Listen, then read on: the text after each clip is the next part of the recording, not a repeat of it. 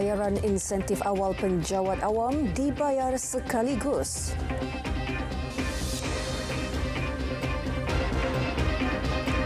Berita tengah hari 6 Februari 2024, saya Hazel Desmond. Bayaran insentif awal untuk penjawat awam akan disalurkan pada 23 Februari ini. Perdana Menteri Datuk Seri Anwar Ibrahim mengumumkan bayaran RM2,000 akan dibuat sekaligus bagi meringankan beban persediaan persekolahan serta persiapan menjelang Ramadan dan Syawal. Jelas Perdana Menteri, bayaran insentif dibuat sementara kajian sistem saraan penjawat awam dimuktamadkan.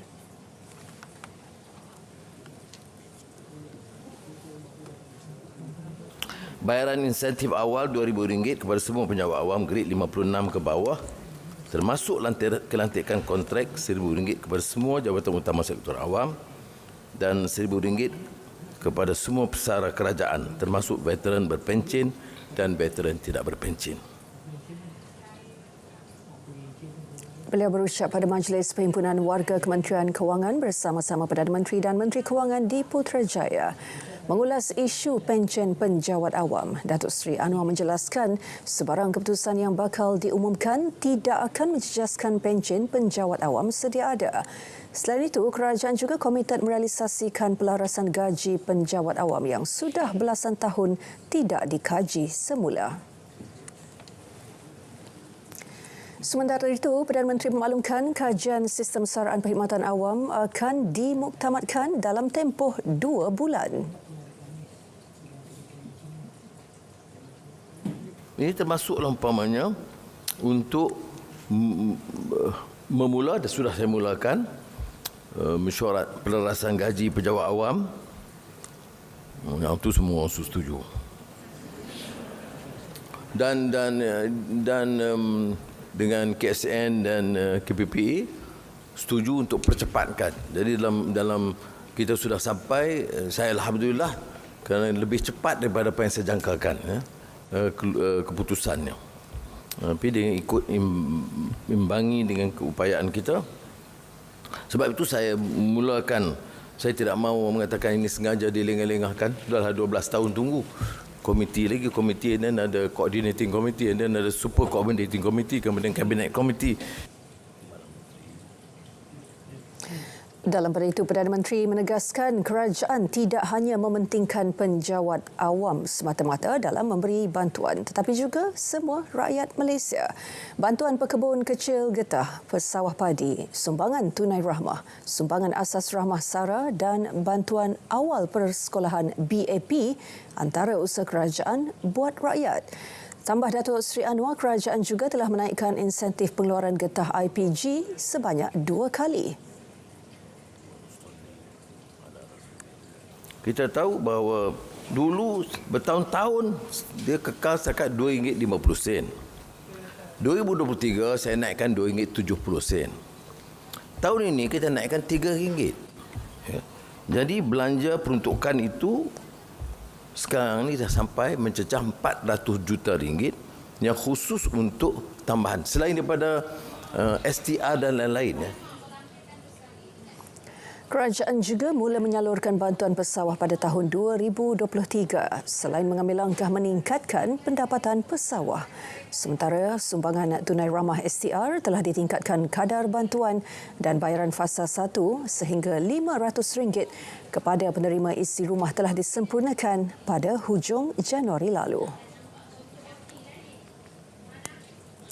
Zahir kesyukuran, penjawat awam akui bayaran insentif awal disalurkan tepat pada masanya. Sure lah, gembira dapat RM2,000 tu. Sebab bagi saya ada seorang anak OKU. Dengan RM2,000 tu sangat berbangga lah saya dapat memberikan intervensi tambahan untuk anak saya tu. Kalau yang berkeluarga sebenarnya untuk penjawat awam ni kita boleh buat persediaan untuk sekolahan yang baru dan sebenarnya kita boleh menyimpan untuk sambutan perayaan dan sebagainya.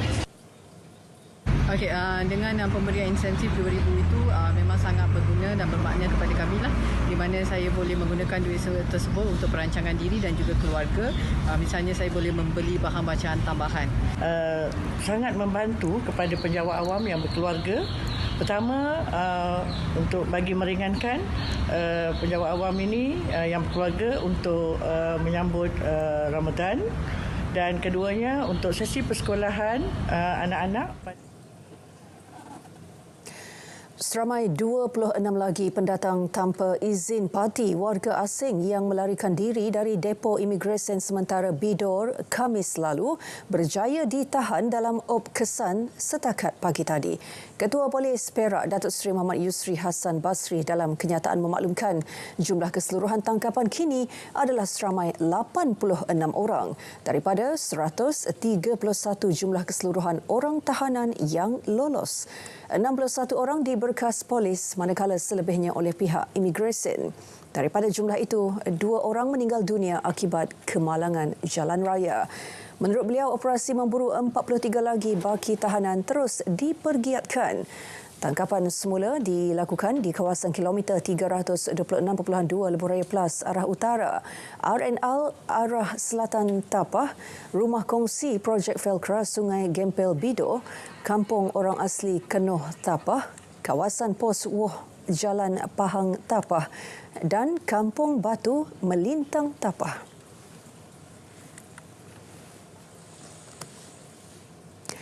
Penipuan skim pelaburan mata wang kripto SRX. Polis terima 124 laporan melibatkan kerugian lebih 90.36 juta ringgit. Timbalan Pengarah Siasatan Jabatan Siasatan Jenayah Komersial Bukit Aman, Datuk Rohaimi Man Isa dalam satu kenyataan berkata, seorang pengarah syarikat mengalami kerugian terbesar lebih 11 juta ringgit selepas terpedaya dengan skim itu September tahun lalu. Mangsa membuat laporan polis pada 30 Januari di Balai Polis di Sentul. Susulan itu, pihak polis berjaya mengenal pasti 73 syarikat, 83 akaun bank milik syarikat dan perniagaan serta 1 akaun bank individu yang digunakan dalam penipuan itu. Kes disiasat mengikut Seksyen 420 Kanun Keseksaan. Orang ramai dinasihatkan membuat semakan kesahihan sesuatu pelaburan sebelum terjerumus menjadi mangsa skamer.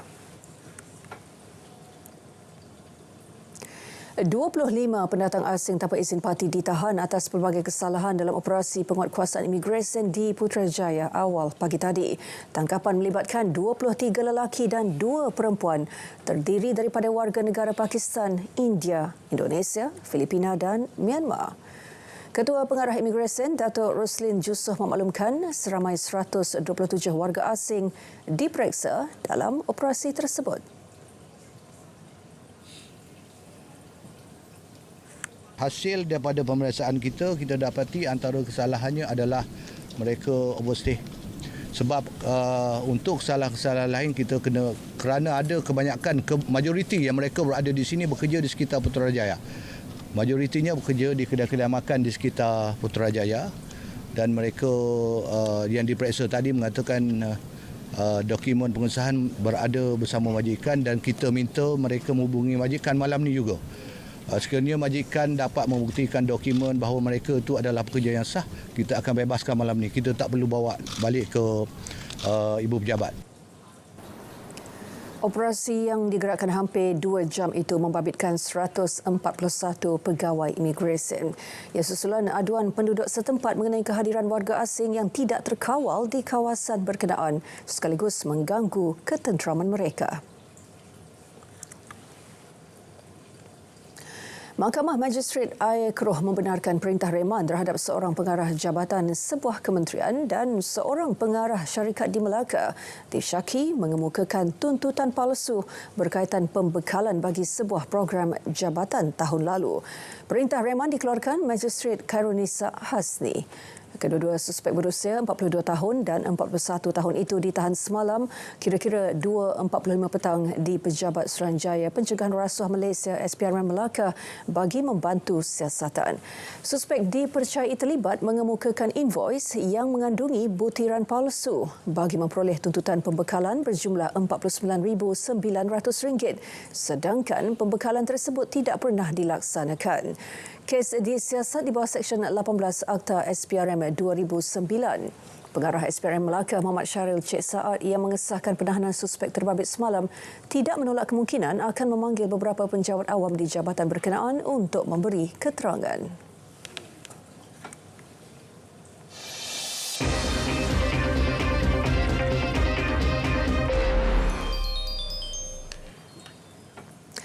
Bursa Malaysia dibuka hampir tidak berubah semasa dagangan awal dalam keadaan sentimen berhati-hati susulan prestasi lemah Wall Street semalaman.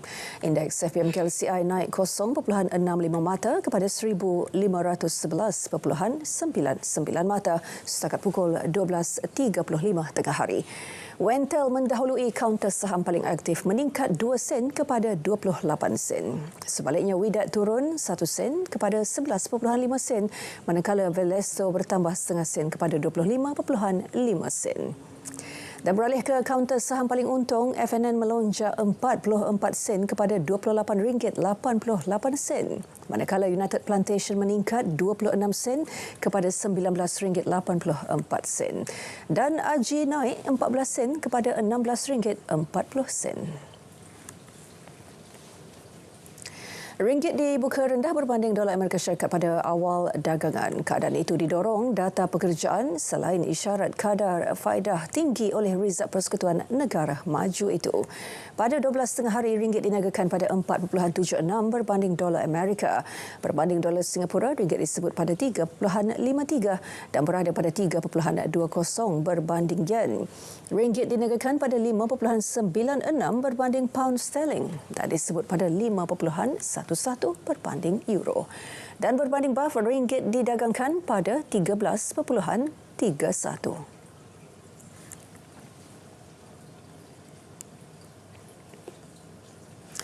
Kementerian Perdagangan Dalam Negeri dan Kos Sara Hidup Negeri Selangor hari ini melakukan pemantauan skim harga maksimum musim perayaan Tahun Baru Cina 2024. 11 jenis barangan disenaraikan dalam skim kawalan harga ini. Laporan bersama wartawan Zanariah Zainal Abidin. Terima kasih rakan setugas. Bermula hari ini sehinggalah 14 Februari, skim harga maksimum musim perayaan Tahun Baru Cina 2024 dikuatkuasakan. 11 barangan disenaraikan dalam skim kawalan harga ini. Dan hari ini, Pejabat Kementerian Perdagangan Dalam Negeri dan Kos Sara Hidup Negeri Selangor melakukan pemantauan skim kawalan harga di sebuah pasaraya di Seri Kembangan. Dan untuk mengetahuinya dengan lebih lanjut, kita bersama dengan Pengarah Kementerian Perdagangan Dalam Negeri dan Kos Sara Hidup Negeri Selangor, iaitu Encik Muhammad Zuhairi Maradi. Assalamualaikum. Salam Puan. Tuan, mengenai pemeriksaan yang dilakukan hari ini, bagaimana? Hari ini bermulanya pemeriksaan skim harga maksimum musim perayaan bagi perayaan Tahun Baru Cina 2024. Seperti yang dimaklumkan tadi, akan berjalan selama 9 hari bermula hari ini. Dan ada 11 item yang kita kawal harganya. Jadi kita telah menjalankan pemeriksaan tadi bersama dengan YB Exco, Kemajuan Desa, Perpaduan dan juga Kepenggunaan. Kita dapati pematuhan adalah amat baik. In fact, di pasaraya NSK ini, kebanyakan barangan yang kita kawal adalah dijual dengan jauh lebih murah daripada harga kawalan yang kita tetapkan. Dan juga selain daripada itu, mereka juga mematuhi undang-undang kita, iaitu perlu diletakkan tanda harga warna merah jambu ataupun pink tag, dan juga segala mesin timbang itu telah ditentusahkan oleh syarikat yang dilantik oleh kerajaan. Okey, Tuan, pendekatan yang digunakan oleh KPDN Negeri Selangor sendiri menerusi pemantauan yang dilakukan. Okey, seperti semua sedia tahu, KPDN kita terkenal dengan konsep rahmah, konsep kasih sayang. Jadi di dalam penguatkuasaan kita, walaupun kita jalankan dengan tegas, kita telah kenalkan konsep rahmah ini di mana kita kita namakan sebagai Advo Inspect, iaitu pemeriksaan bersama di antara pemeriksaan dan juga advokasi. Jadi khusus di KPDN Selangor, kita telah kenalkan KPDN Spot Eye di mana ada satu stiker dengan QR code kita dalam QR code tu ada semua maklumat mengenai KPDN, perundangan, undang-undang yang berjalan. Jadi kita berikan nasihat, kita berikan panduan agar mereka patuh dan tidak melanggar undang-undang yang berkuat kuasa. Terakhirnya Tuan, mungkin nasihat Tuan kepada peniaga dan juga pengguna dan pembeli sendiri. Okey, untuk peniaga saya mohon patuhilah undang-undang dan peraturan yang telah ditetapkan oleh kerajaan, khususnya di bawah KPDN. Bagi pengguna, sekiranya mendapati sebarang salah laku di kalangan peniaga ataupun terdapat contohnya bekalan yang tidak mencukupi, adukan segera kepada KPDN melalui saluran-saluran kami yang telah sedia maklum. Jadi kami akan ambil tindakan serta-merta terhadap aduan yang telah diberikan oleh pengguna. Okey Tuan, terima kasih kerana sudi bersama dengan kami. Untuk itu, sekian dulu laporan saya. Kembali bersama rakan tugas. Silakan. Zanaria Zainal Abidin, terima kasih. Malaysia akan meraih manfaat daripada persaingan perdagangan serta teknologi antara China dan Amerika Syarikat yang terus mengganggu rantaian bekalan global. Menurut Moody's Investor Services, perang dagang antara dua ekonomi besar dunia itu akan menguntungkan negara yang mempunyai asas pembuatan serta infrastruktur yang kukuh. Selain Malaysia yang memperoleh penarafan A3 stabil, Vietnam dan Thailand juga diramal mendapat faedah daripada persaingan tersebut. Bagaimanapun, peningkatan konflik ketenteraan di Timur Tengah terus mewujudkan risiko rantaian bekalan. Inflasi yang memuncak di peringkat global akan memberi ruang kepada kitaran pengetatan monetary lebih perlahan. Penurunan kadar pertumbuhan ekonomi China serta kelembapan kitaran ekonomi di Amerika Syarikat akan meningkatkan bebanan situasi kredit rantau Asia Pasifik tahun ini. Sementara itu, risiko geopolitik akan terus menjadi faktor penentu kepada keputusan perniagaan. Pertubuhan Kerjasama dan Pembangunan Ekonomi OECD menyemak naik unjuran ekonomi global kepada 2.9% tahun ini. Ia berikutan prospek ekonomi lebih baik di Amerika Syarikat yang turut mengimbangi kelemahan di zon Eropah. Dalam tinjauannya pada November tahun lalu, OECD meramalkan pertumbuhan lebih rendah pada 2.7%.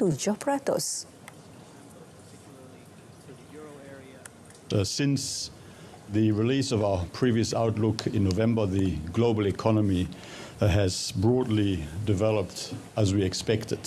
Global growth has held up despite the necessary tightening of monetary policy. Inflation declined over the past year in almost all the G20 economies. Financial conditions have eased as markets now expect the central banks to reduce interest rates earlier and faster, and unemployment rates have generally remained low.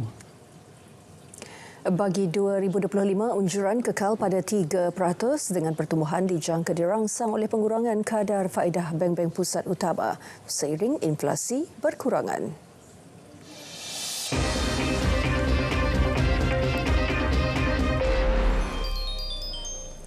Agensi Bantuan dan Kerja Pertubuhan Bangsa Bersatu bagi Pelarian Palestin UNRWA mendedahkan gambar konvoi bantuan kemanusiaan yang didakwa diserang Zionis pada Isnin. Kesemua gambar berkenaan dikongsikan pengarah UNRWA di laman media sosial X. Kesemua truk yang dipedal ketika itu membawa bantuan makanan. Pengarah komunikasi UNRWA berkata ini merupakan kali ketiga konvoi kemanusiaan PBB diserang ketika menuju ke utara Gaza. UNRWA menyeru semua pihak yang terlibat dalam konflik menghormati undang-undang kemanusiaan antarabangsa. Sepanyol akan menyalurkan dana bantuan tambahan sebanyak 3.5 juta euro kepada Agensi Pertubuhan Bangsa-Bangsa Bersatu untuk Pelarian Palestin UNRWA. Kira-kira 15 penyumbang utama UNRWA termasuk Amerika Syarikat dan Jerman telah menggantung pembiayaan selepas Israel mendakwa 12 daripada puluhan ribu kaki tangan agensi itu terbabit dalam serangan Hamas pada 7 Oktober lalu. Madrid menyumbang 18.5 juta euro secara langsung kepada UNRWA pada 2023. Ia termasuk 10 juta euro yang diluluskan Disember lalu menyusuli keputusan untuk menggandakan bantuan kemanusiaan dan pembangunan ke wilayah Palestin. Pada masa sama, bekas Menteri Luar Perancis Catherine Colonna akan memimpin usaha untuk menilai operasi di agensi PBB bagi pelarian Palestin di Gaza itu yang akan dijalankan oleh 3 pertubuhan kajian bebas di Skandinavia. Ratusan peserta tunjuk perasaan berkumpul di luar premis Kementerian Luar Negeri Argentina pada Isnin untuk menyuarakan protes terhadap lawatan Presiden Javier Milei ke Israel. Ahli-ahli organisasi kiri Palestin turut hadir mengibarkan bendera Palestin menuntut gencatan senjata. Dalam pada itu, peserta tunjuk perasaan melaungkan hasrat meminta kerajaan Argentina memutuskan hubungan ekonomi dan politik dengan kerajaan Israel. Menurut peserta, protes dibuat bagi menunjukkan penolakan rakyat terhadap hubungan politik dan ekonomi di antara Argentina dan Israel. Milei meninggalkan Argentina pada Isnin untuk lawatan ke Israel, Itali dan Vatikan. Dalam lawatan itu, beliau dijangka bertemu dengan Perdana Menteri Israel, Benjamin Netanyahu.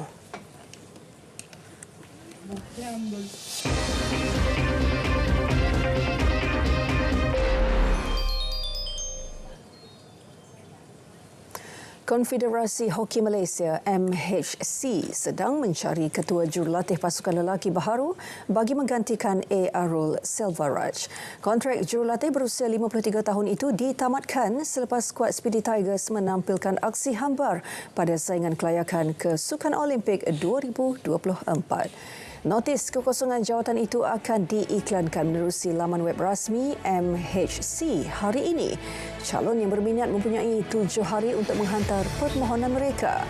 Pengerusi jawatan kuasa ke jurulatihan MHC, Datuk Majid Manjid Abdullah berkata, ketua jurulatih baharu akan mengetuai kedua-dua pasukan senior dan remaja untuk kelayakan Olimpik seterusnya. Jelas beliau, ketua jurulatih baharu itu berkemungkinan besar memulakan tugas dalam tempoh sebulan selepas temuduga kerana mempunyai tugasan utama mempersiapkan Speedy Tigers. Ia bagi menghadapi saingan Piala Sukan Azlan Shah di Ipoh Perak pada 4 hingga 11 Mei depan. Diikuti Piala Negara-Negara FIH pada 31 Mei hingga 9 Jun di Poland. Jaguh berbasikal trek negara Datuk Azizul Hasni Awang akui mengambil risiko besar ketika menyertai kejohanan Piala Negara-Negara Kesatuan Berbasikal Antarabangsa UCI pada Ahad. Ini selepas beliau disahkan mengalami perikarditis atau radang jantung 2 minggu sebelum kejohanan. Menurut juara dunia Kerin 2017 itu, keputusan untuk berlumba di Adelaide, Australia adalah tindakan tidak masuk akal kerana pihak hospital sudah menasihatkan beliau agar berehat dalam tempoh ditetapkan. Pelumba yang terkenal dengan gelaran The Pocket Rocketman itu juga tidak menyangka mampu meraih pingat emas acara Kerin dan mara ke separuh akhir acara pecut. Datuk Azizul Hasni membuktikan reputasinya selaku antara pelumba terbaik dunia dengan memenangi emas acara Kerin, mengatasi 2 pelumba Jepun, Shinji Nakano dan Keiya Ota. Bagaimanapun, beliau terpaksa menarik diri daripada saingan penentuan pingat gangsa acara pecut berdepan juara dunia 2018 Matthew Gletzer akibat mengalami simptom perikarditis. Pelumba berusia 36 tahun itu memaklumkan beliau terkena jangkitan virus ketika berada di Malaysia pada awal Disember lalu.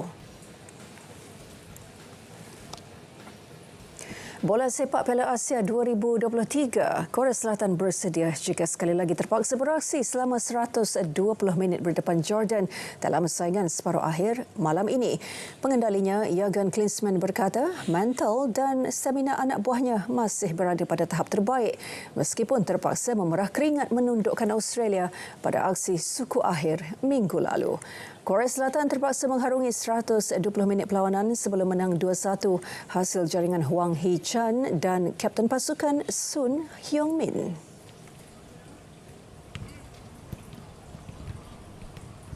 Again, as I always said in these conferences, with the willingness to suffer, to go to the end, if it's needed 120 minutes, if it's needed penalty shootout, we are prepared for that. So I think, it should be fine. It will be very difficult again, but we want to be here all the way to the final, and that's why the mood is very, very positive. Spirit is very high, but we expect a very difficult game. Skuad itu pada pusingan 16 terbaik lalu perlu beraksi sehingga ke penentuan sepakan penalti sebelum menang ke atas Arab Saudi. Manakala perjalanan Jordan ke separuh akhir tampak lebih mudah dengan menundukkan Iraq pada pusingan 16 terbaik dan Kajikistan di suku akhir. Jordan dilihat sudah bersedia memberikan tentangan sengit pada penyertaan separuh akhir sulung mereka. Manakala Korea Selatan mengintai peluang menamatkan kemarau trofi selama 64 tahun di Piala Asia. Bola sepak luar negara, harapan peminat di Hong Kong untuk menyaksikan kelincahan pemain terbaik dunia 2023 Lionel Messi berkecai. Ini selepas bintang Argentina itu hanya memanaskan bangku simpanan ketika aksi persahabatan antara Inter Miami dan skuad pilihan Hong Kong. Pada pertemuan yang dibanjiri puluhan ribu penyokong itu, Inter berjaya membenam skuad pilihan Hong Kong 4-1. Menurut laporan, Messi direhatkan kerana masalah kecederaan hamstring ketika pasukannya tumpas 0-6 kepada Al Nassr sebelum ini. Seorang lagi bintang Inter, Luis Suarez, turut tidak diturunkan. Perlawanan ini amat dinantikan peminat bola sepak di Hong Kong apabila tiket habis dijual pada Disember. Inter selepas ini akan ke Hong Kong, ke Tokyo, Jepun untuk jelajah pramusim menentang juara Liga Utama Jepun, Vissel Kobe pada Rabu. Sementara itu, pihak pengajuh perlawanan membatalkan permohonan untuk mendapatkan dana kerajaan. Menurut Ketua Pegawai Eksekutif Tatler Asia, permohonan untuk pembiayaan bernilai $16 juta Hong Kong telah ditarik balik selepas Messi dan Luis Suarez tidak diturunkan. Ketiadaan kedua-dua pemain berpengaruh itu sekaligus mengundang kritikan semua peminat yang hadir di stadium. Sebelum ini dilaporkan kira-kira 40,000 peminat menghadiri sesi latihan kelab dimiliki legenda Manchester United David Beckham itu pada Ahad.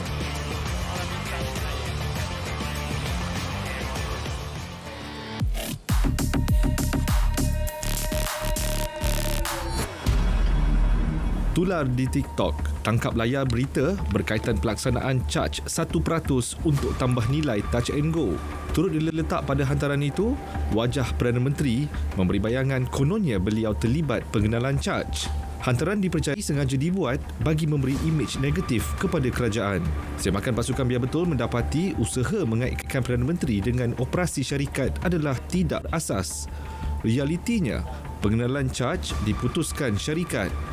Menurut pengendali kad berkenaan, tindakan dilaksana bagi mengekang pindahan tunai melampau daripada kad kredit.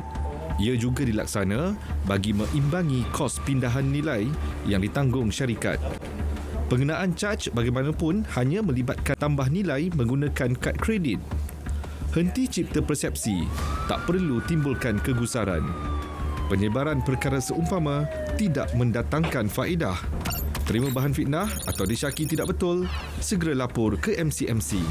Biar betul, tak pasti, jangan kongsi.